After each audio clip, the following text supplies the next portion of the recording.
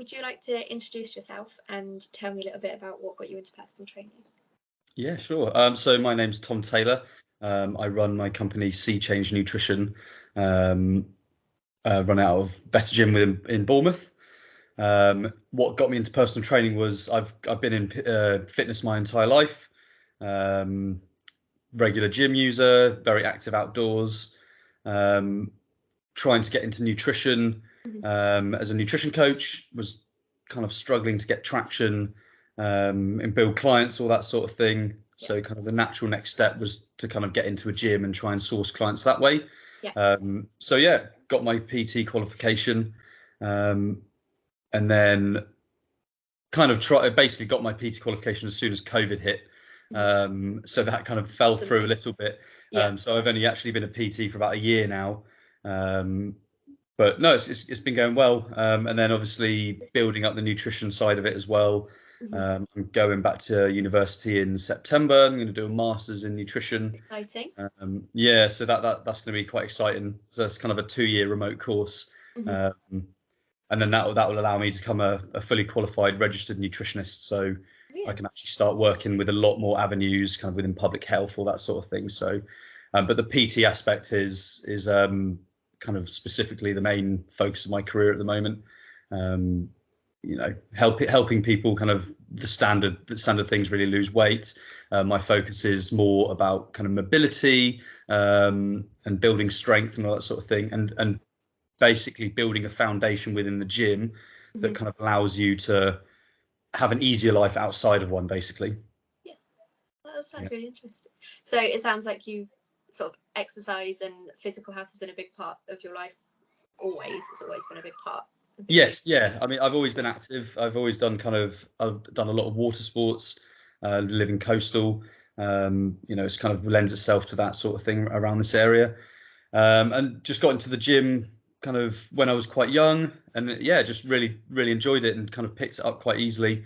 And that's just been probably the only constant in my life, actually.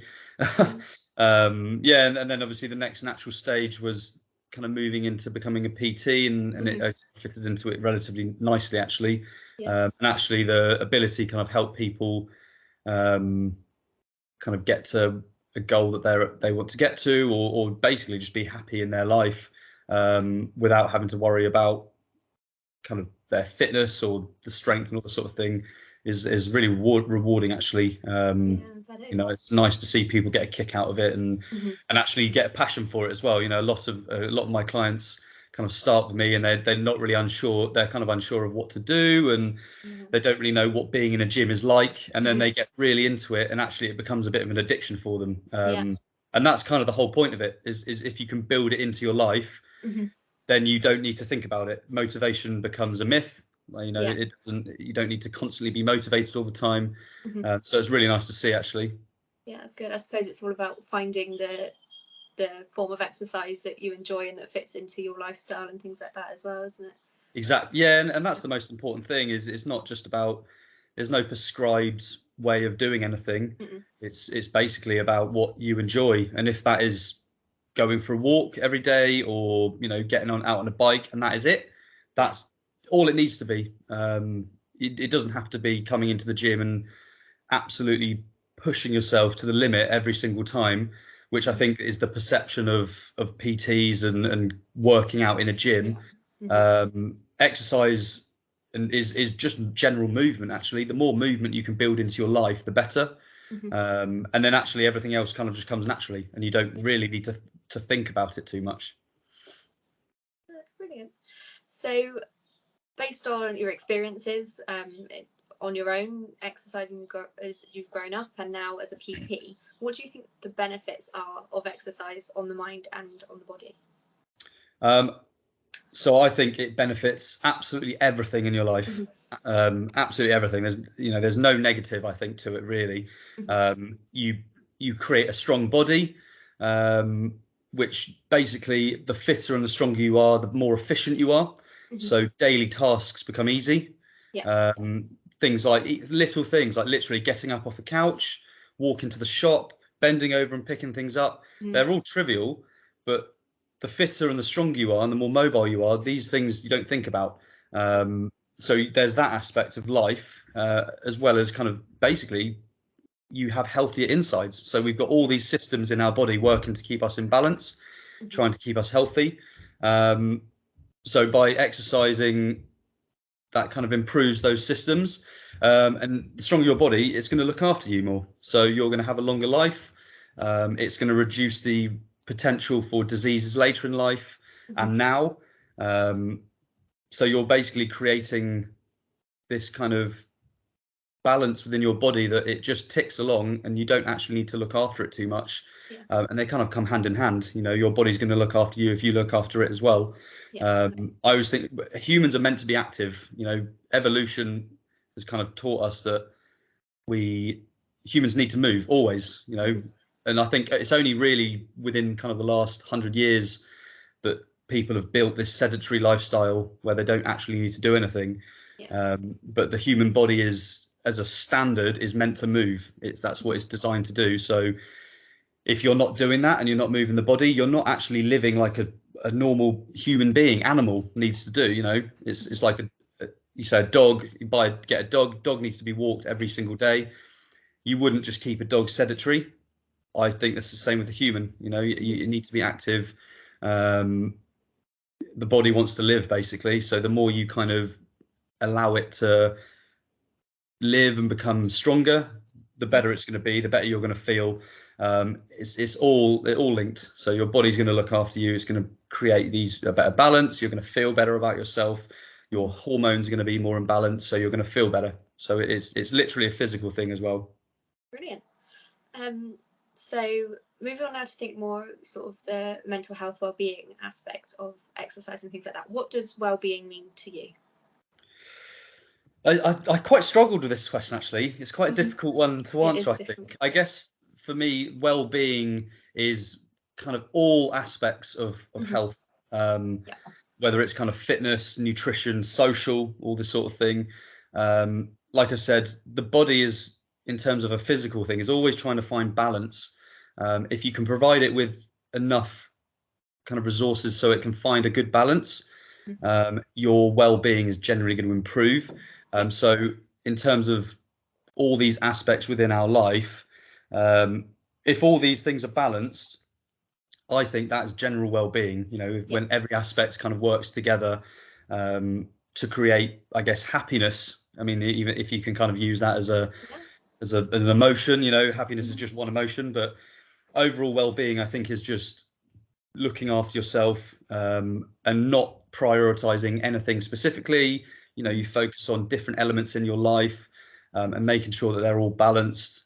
And that in itself is going to create a happier, longer life, basically, and improve your well-being.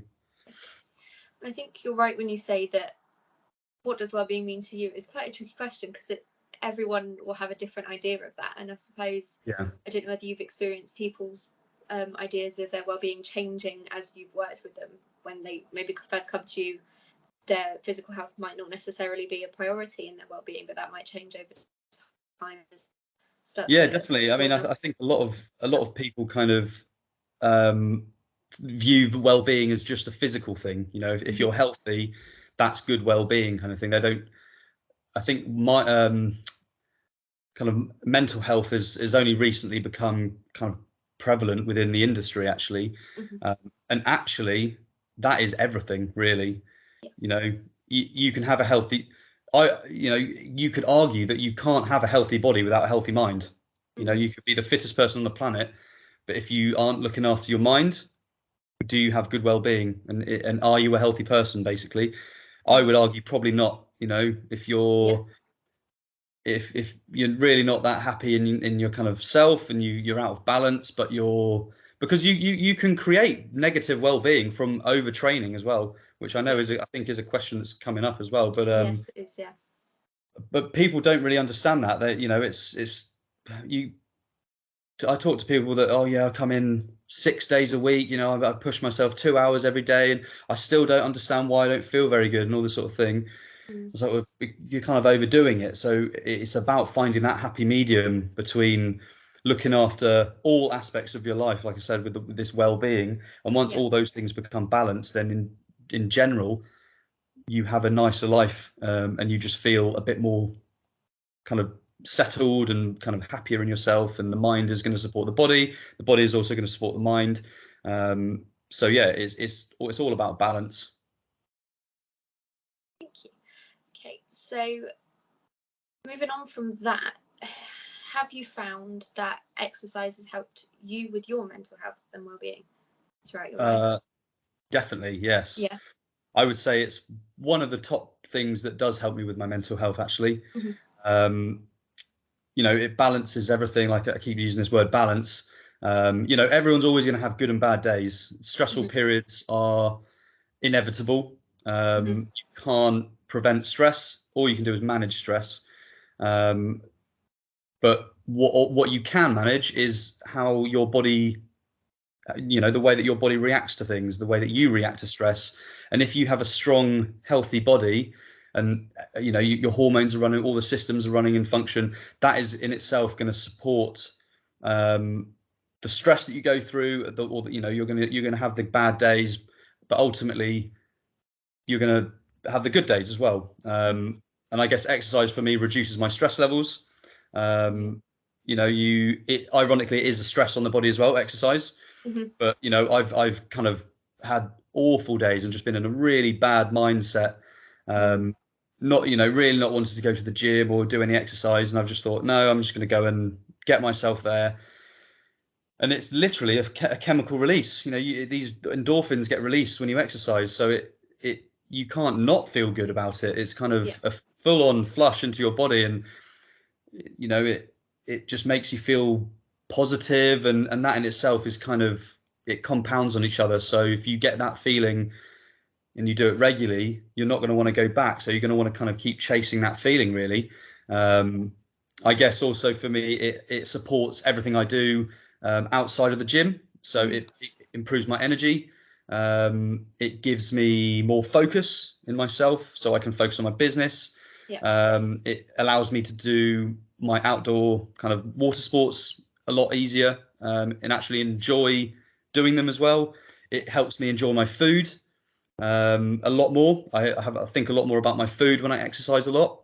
It balances my energy during the day. So, and all these things are having an impact on my mental health. And if I can have more of these to benefit my mental health, then they're all going to compound on each other. And actually, the bad days do actually reduce a little bit. And like I said, you can't prevent the bad days, but what you can do is manage how you react to them.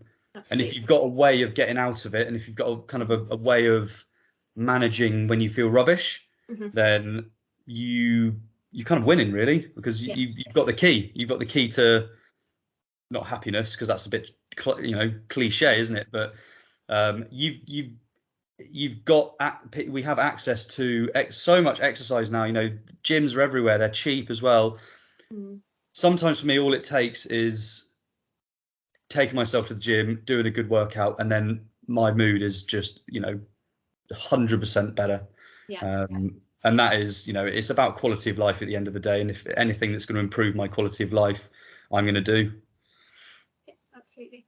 So you talked a little bit about, obviously, the chemical release with sort of those endorphins and stuff when you do exercise. But I think as well, I find, especially when things get stressful, when you've got a to-do list as long as your arm, it also just provides that space to focus on nothing but that. Whether it's for 30 minutes, for an hour, it's just time to step away from everything else and focus on something else for a bit, isn't it? Oh, definitely, yeah. I mean, yeah, that's a really good point, actually. I think I kind of think about that a lot. I didn't say it, but it's meditation, actually. It's kind of a way of, I mean, meditation can be all sorts of things. It's not just, you know, sitting in silence and switching off for a bit. Meditation is basically allowing your brain, putting yourself in a position that you don't need to think about anything. And for me, the style of training that I do, all I'm focusing on is the exercise at hand, because you're going, you know, you're pushing yourself to failure a lot of the time. So all that energy within in you is going into that one thing, and it's a very simple thing. You know, it's literally lifting a weight off the floor, for example, but your focus is 100% on that. And actually, it's the trivial nature of what you're doing is kind of irrelevant, really. It's just that it allows you to switch your mind off for that half an hour, 1 hour period. It's the same with, if you wanted to go out for a bike ride or a run. Yeah. A lot of people talk when they go running, they don't listen to music, and it's just like, well, do you not get bored or something, or do you not? They're like, no, it's just because I don't want to think. Yeah. And that is literally what it is. And I think you need a period in life where you're not thinking, and you allow your brain. We give our body rest, we sleep. Yeah. We rest on the couch, we don't move our bodies. No one ever thinks about that with the brain. The brain is constantly active. And sleep is kind of a little bit of that, but even then your brain is regenerating and all this sort of thing. So if you can put yourself in a situation where you can switch off for an hour, it's peace, basically. It's literally peace. Absolutely, I agree with that. So what is your favorite way of exercising in the gym and outside? So when I'm in the gym, I like to keep quite a lot of variety in my training. So very much focused on strength and conditioning. So very much been doing that for the past 14 years, really. I've been in the gym, mainly focusing on the strength side, kind of bodybuilding, I guess, when I was in my 20s. And I guess now that I'm focusing a bit more on trying to train myself to help me with my water sports, I like to build in as much variety as I can. So, some days I'll go in and I'll literally just do, big, heavy 4-rep maxes on the big compound lifts. Or I'll go in and just be like, I'm not really feeling, that sort of thing today. So let's do some handstand drills and just spend half an hour just playing around with some handstand drills and doing some yoga or, arm balance type stuff. Or just going in and doing some stretching, mobility work, keep myself flexible. The one thing I generally don't do is cardio. I don't necessarily feel I need to do cardio. I always think cardio, things like running and cycling, they're only really good if you want to get better at running and cycling. There are far more efficient ways to improve heart health, and more enjoyable. So, if you love running, fair enough. Whereas for me, it's more about, I like the skill-based things within the gym, that sort of stuff. And then I guess in terms of outside, I do a lot of kite surfing. I try and go surfing as much as I can. Generally, like I said before, it's about being as active as you can, really. So when I can, I try and cycle everywhere, try and walk everywhere. I like hiking, all this sort of thing. It's just building general activity within your life. The more you do, the better, really, to a certain extent, obviously. So I guess for me, what I do within the gym, I need a focus within the gym that's going to help me outside of the gym. And that kind of keeps my motivation and keeps my drive. Whereas if I was just going in and doing kind of powerlifting, for example, where you're just trying to get heavier and heavier, for me, people love that sort of thing, but there is no goal for that. It's just lifting a heavier weight. I like to see the benefit of what I do within the gym outside of it. So, if I'm going to go for a long hike along the coast, we've got a beautiful coastline around Dorset. I don't want to be completely out of breath walking up a hill. I want to be walking up that hill enjoying the view. And that's when exercise becomes enjoyable for me, because it becomes more than exercise. It becomes the activity of what you're doing. And that in itself, again, is going to support your mental health more than anything.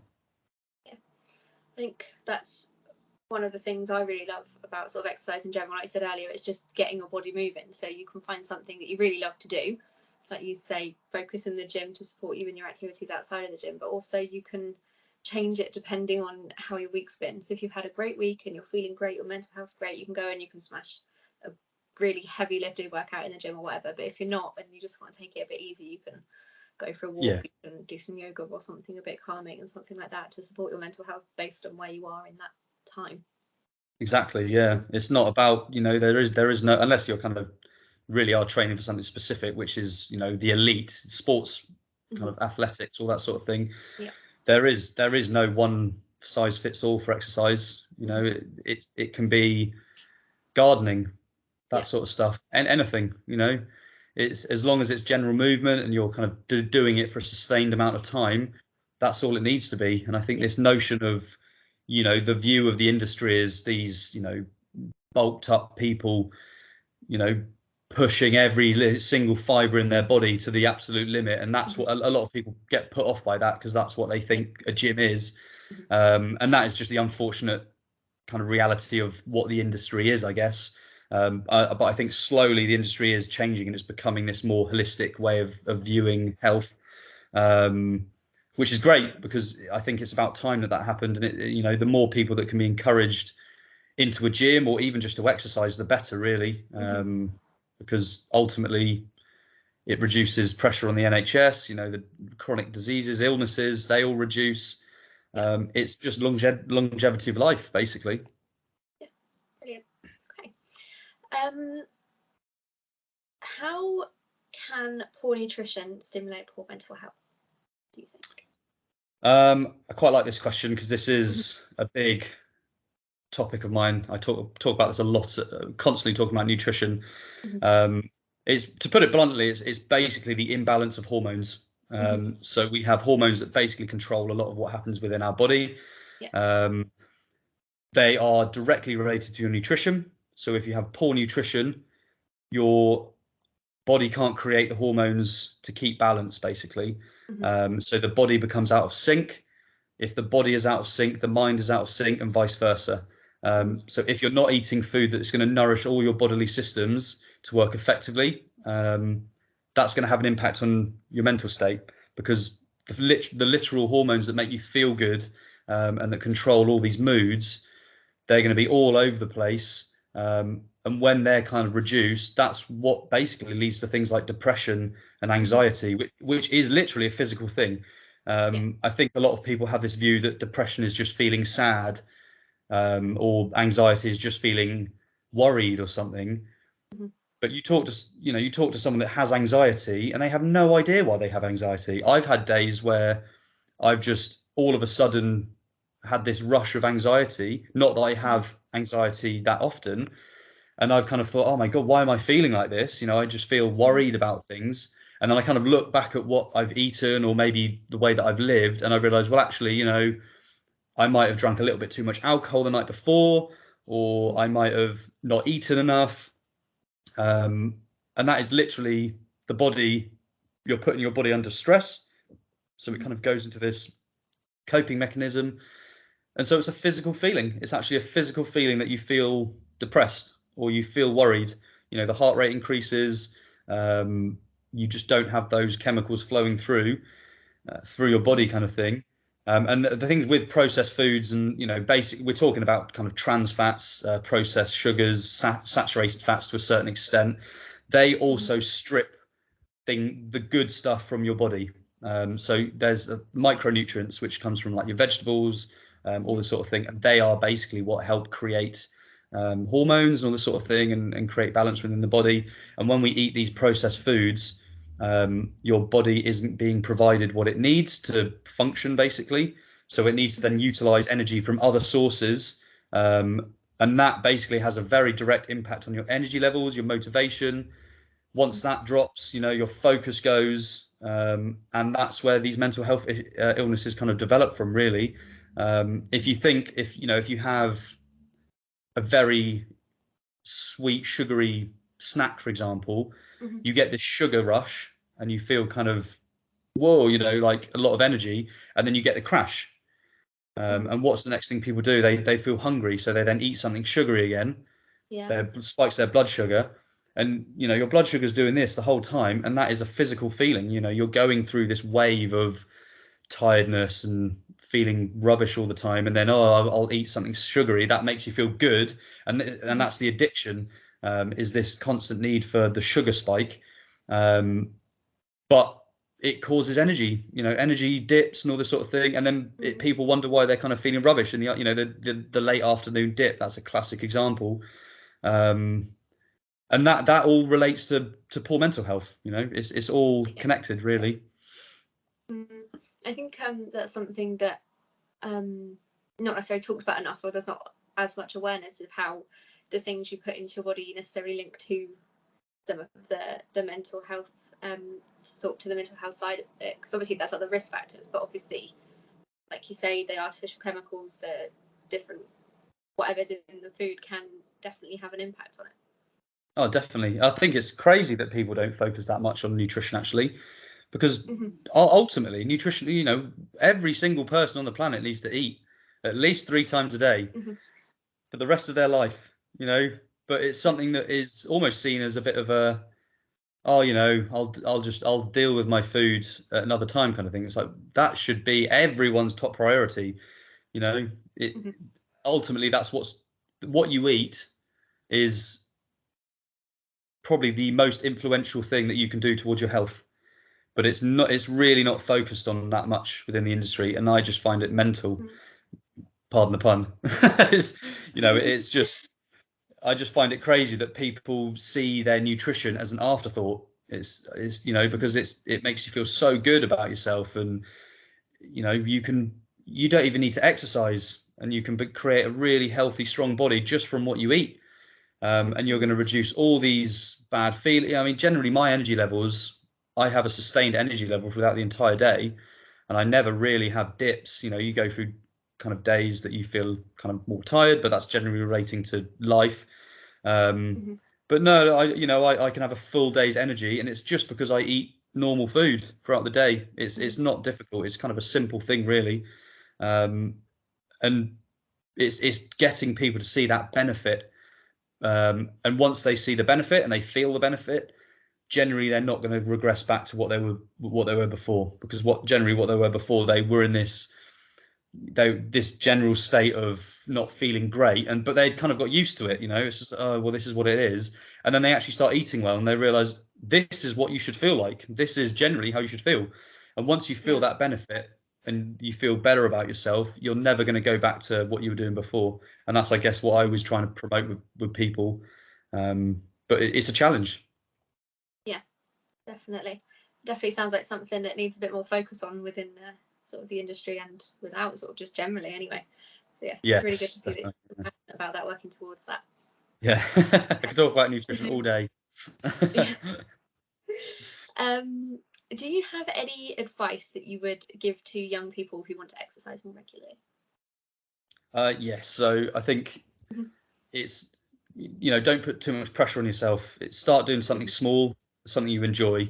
It does, and that can be something that you just integrate once every week.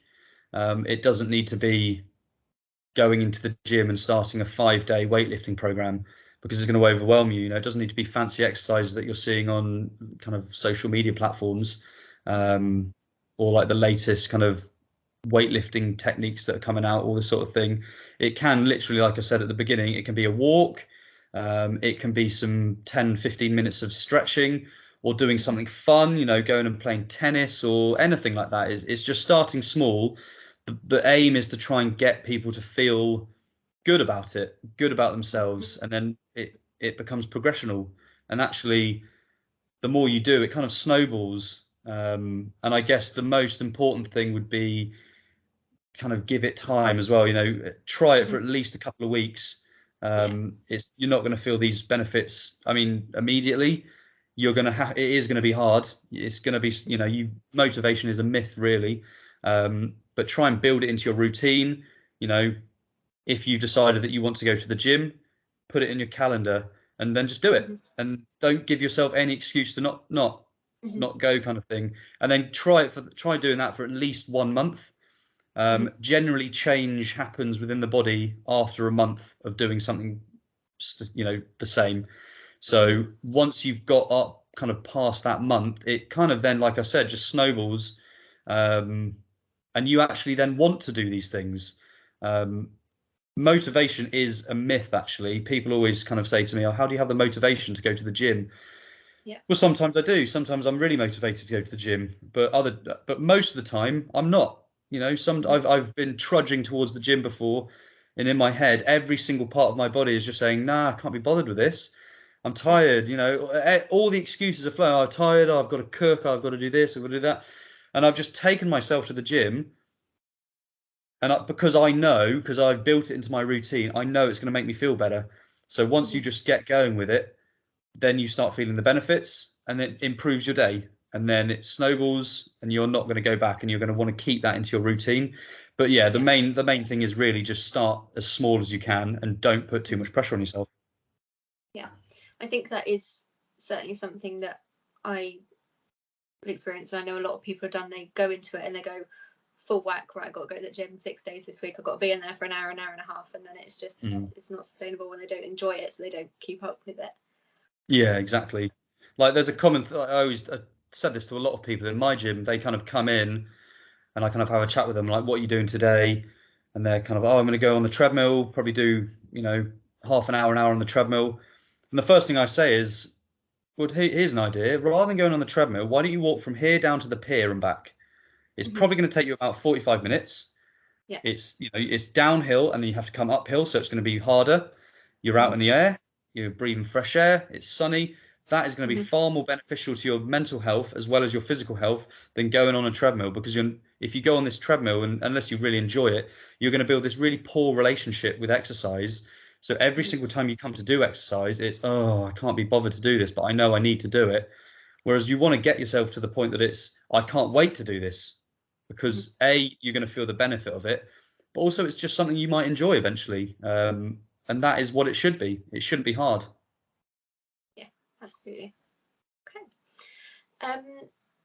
We briefly mentioned earlier about over-exercising. So can you over-exercise, and how could I tell that how much exercise works for me and my body?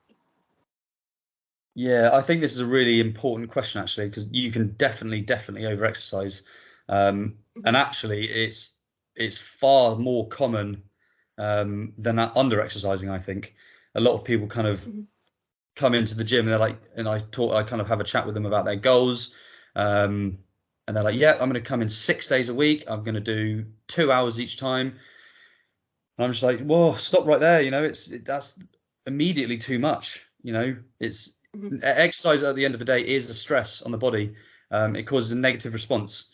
The body then needs to recover. So if you're not allowing it to recover, you can't improve. And like I said, with the hormone balance, the body can't get back to balance. So if you're overtraining all the time, you're just going to feel kind of rubbish. And then again, that's going to build a really bad relationship with exercise. So you're kind of not going to enjoy it anymore. It is also a principle. Recovery is one of the main principles within fitness, as equal as kind of overload, progressive overload, which is, lifting heavier weights, pushing yourself more. It's fundamental within exercise to have recovery.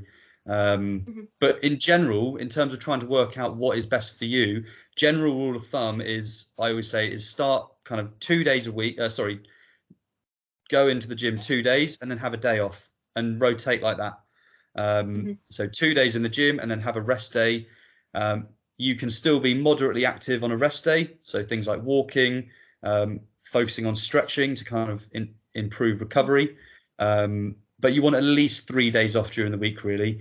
And once you get into a routine of exercise and you start understanding your body and how you feel more, then you can kind of relate that to how much training you can do, because you might, you can push yourself really, really hard, but your body is then going to tell you, I need to rest. And if you feel that, then you're like, right, okay, I actually need to rest now.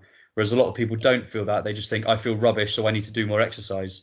But actually they feel rubbish because they need to recover. So that is a really kind of important thing to think about, and it is difficult, because when you're trying to lose weight and you're seeing the progress, the numbers on the scales are dropping quickly, or your strength is increasing, you do want to keep it going. But sometimes I'll have an entire week off, or maybe 2 weeks, just because I get to the point that I'm just like, I just feel drained. I haven't got any energy.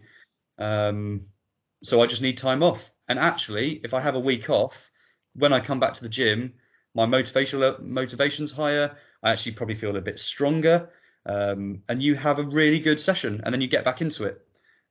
So yeah, that is definitely very important, is having those recovery days. Yeah, it's about finding that balance, isn't it? Oh yes, it's all about balance. All about balance. Okay, and finally, for people who are anxious about going to the gym for the first time, what advice would you give them to help calm their anxious thoughts? I would say the first thing is make sure you have a really basic plan. Make sure you kind of know what you're going to do before you go in. It is an overwhelming environment, the gym. There's lots of beefed up people. It's noisy. it's kind of intimidating. There's a potential for injury, all this sort of stuff, embarrassment as well. If you're setting yourself up before you even get into the gym, you're going to build that confidence because you know what you're going to do when you get in. No one can question you. And it should just be something easy that you can get on with. So it could be something that you've seen 5 or 6 or 3 or 4 exercises and you want to do them back to back, and you just go and take yourself into a corner of the gym and you just get through them.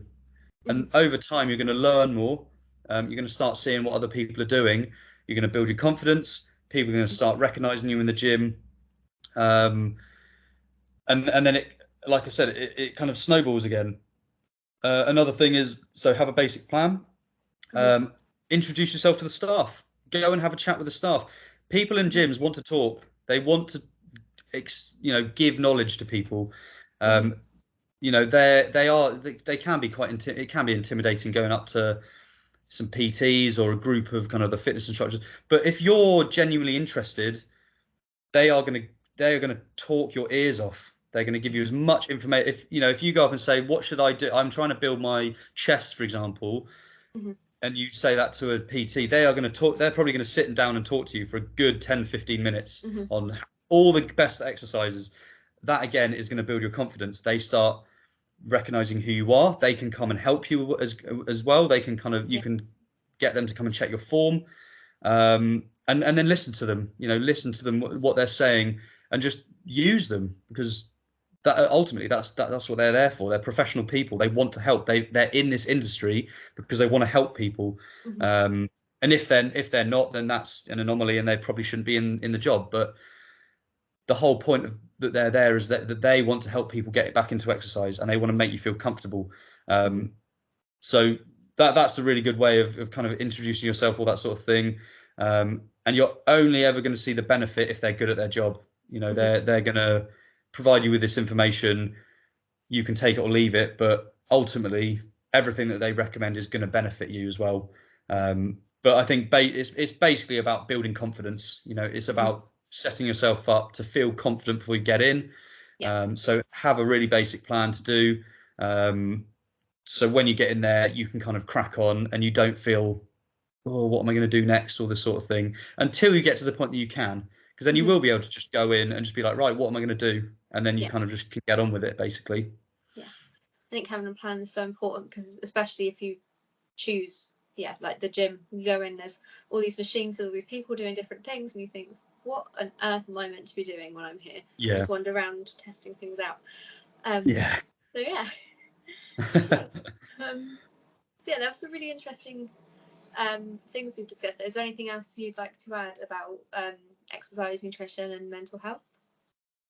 I guess in terms of the nutrition, like we kind of briefly talked about the nutrition, but I would actually say the focus should be more on nutrition nowadays. I think I think people come into health and mental health, and they see the gym and exercise as that's the answer kind of thing, whereas exercise is basically a way of conditioning your body to kind of change.